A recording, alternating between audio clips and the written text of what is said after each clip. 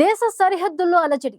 ఉత్తరాఖండ్ మంచు దుప్పటి కప్పుకున్న ఈ పవిత్ర భూమి ఇప్పుడు భద్రతా దళాల కనుసన్నల్లోకి వెళ్లిపోయింది. లక్షలాది భక్తుల ఆశ్రయమైన చార్ధామ్ యాత్ర సాగుతున్న వేళ ఒక్కసారిగా హై అలర్ట్ వాతావరణం నెలకొంది. కేంద్ర హోంమంత్రి అమిత్ షా అత్యవసర సమావేశం ఎందుకు ఏర్పాటు చేశారు? ముఖ్యమంత్రి పుష్కర్ సింగ్ ధామీ తీసుకున్న కఠిన నిర్ణయాల వెనుక ఉన్న అసలు కారణాలేంటి?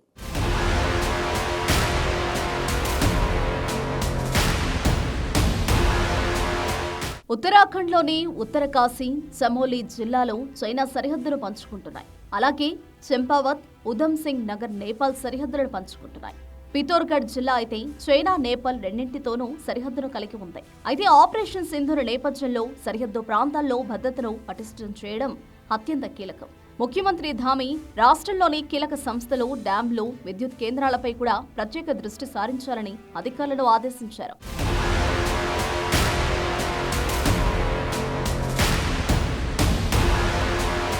జాతీయ స్థాయి సంస్థలకు భద్రత కల్పించేందుకు అవసరమైన చర్యలు తీసుకోవాలని, అత్యవసర పరిస్థితుల్లో సిద్ధంగా ఉండేందుకు ఆహార ధాన్యాలతో సహా నిత్యావసర వస్తువుల సరఫరాను జిల్లా, తహసీల్ స్థాయిలో నిర్వహించాలని ఆయన స్పష్టం చేశారు. ఆసుపత్రులు అప్రమత్తంగా ఉండాలని, అన్ని రకాల అత్యవసర మందులు అందుబాటులో ఉండేలా చూడాలని ఆయన ఆదేశించారు.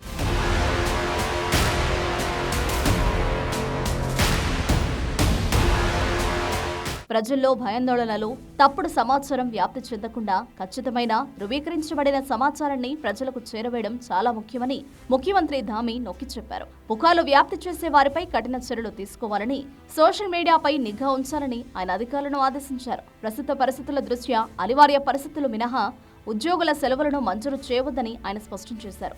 జిల్లా మెజిస్ట్రేట్, పోలీస్ సూపరింటెండెంట్లు తమ పరిధిలోని భద్రతా ఏర్పాట్లను సమీక్షించాలని ఆయన ఆదేశించారు.